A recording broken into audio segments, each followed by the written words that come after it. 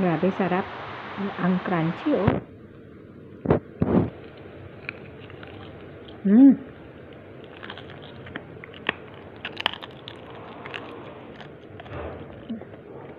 Yan. Kain na tayo. Yummy, yummy, mga kamix. Ang dininding ko. Kunti lang kanin ko. Chill Funky Remix.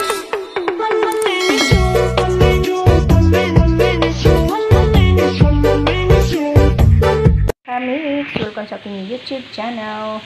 For today's video ay si Abinido ay magluluto ng dininding. Ito yung aking ingredients. Yan. Sigurilo sa pang tawag dito. Sitaw.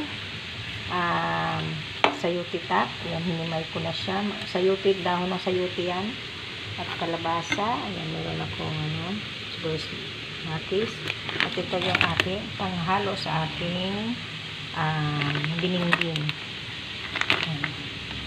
Yan ang aking ingredients, mga kamix. Sa mga hindi pa nag-subscribe sa aking channel, please subscribe sa Abinido Kamix TV. Yan, at huwag niyo kalimutan ang bell para lagi na kayo updated sa mga video na natin ko. Maraming salamat! At ito naman ang aking partner ng aking dininding, mga kamix, ay pork chop. So, itong ginawa ko sa pork chop para maging crunchy. Yan. May paminta na yan. At ito, may butter, may flour, tapos isaw-saw mo dito sa breading para maging crunchy siya. Saka ito na siya.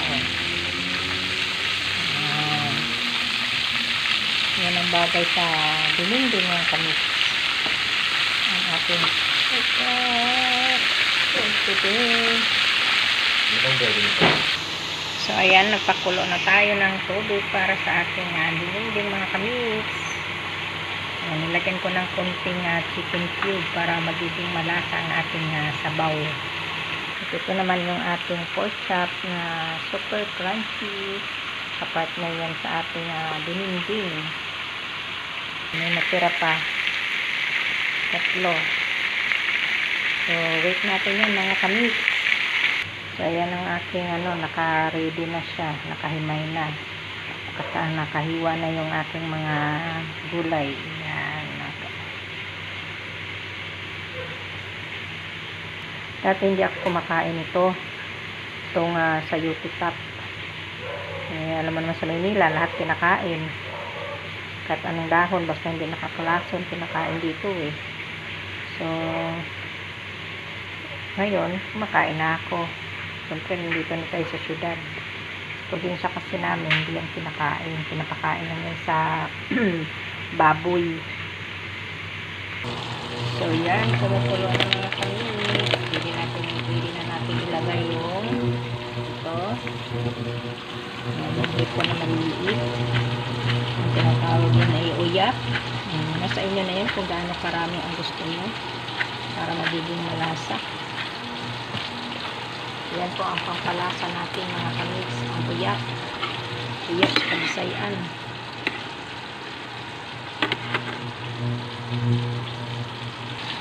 Lalagay na natin ang ating kalabasa. Kasi unahin natin yung kalabasa kasi medyo matigas yan eh. Pamaya labog na yung iba, kalabasa hindi paluto. Kuluan lang natin yan ng medyo konti. At mamaya ilagay naman yan. Isusunod naman natin yung iba. Titimpla ko lang nito, mga kamix, ay patis. Patis lang. So, ibubuhos na natin itong sitaw at saka sigarilyas.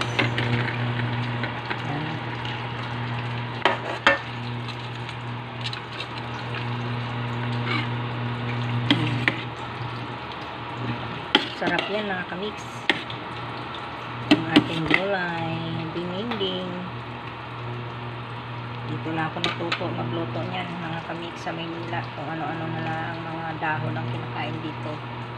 Yung para sa kambing, sa baboy, kinakain na rin ng tao. lagyan na natin ng patis. Ayan. Para magiging malasa ang ating dinding. Ayan. Yummy, yummy. Susunod ko na yung dahon para sabay silang maluto. Ayan. Ang ating sayuti top. Liliit naman yan. Kaya akala mo napakarami. Hindi rin pwedeng maraming sabaw kasi pangit naman sa dinding ng maraming sabaw. Takpan muna natin para lumiit yung gulay. Tanggalin na.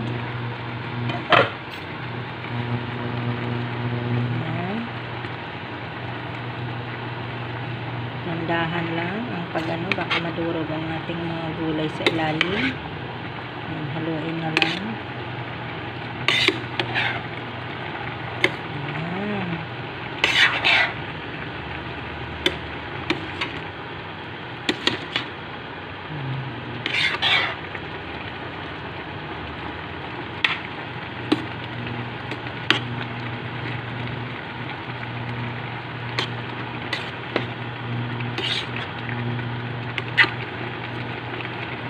Ayan mga kamix, ang sarap tingnan, di ba?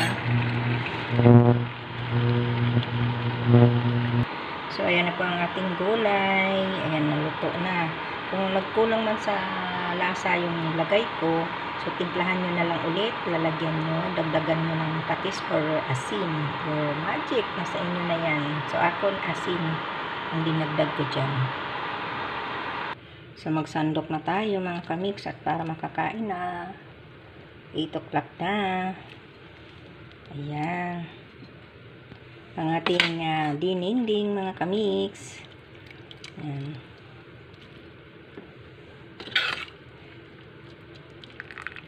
Thank you for watching mga kamix.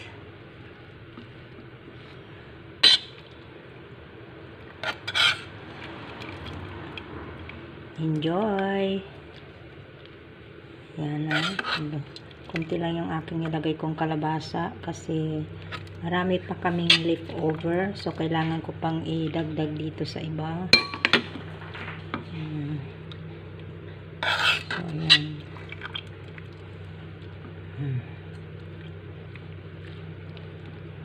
Naman ang masustansyang ulam, ang ating ulam for today.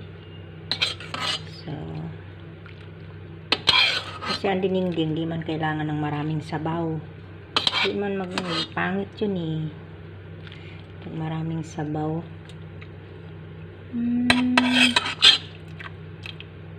Sa mga Ilocano, nung nagluto, may nakain ako na niluto. Ang dininding nila ang sarap. Kasi, merong parang may tomato sauce siya. Karne ang nilagay nila eh. Tapos yung mga talong nila, maliliit, na hindi na hinihiwa, hinahati lang, pati yung kanilang ampalaya.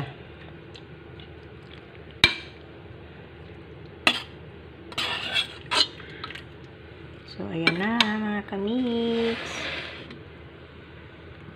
Ayan, ang ating dininding at ang ating pork chop. Yan. Thank you for watching mga kamix. Like and share, comment. Bye-bye!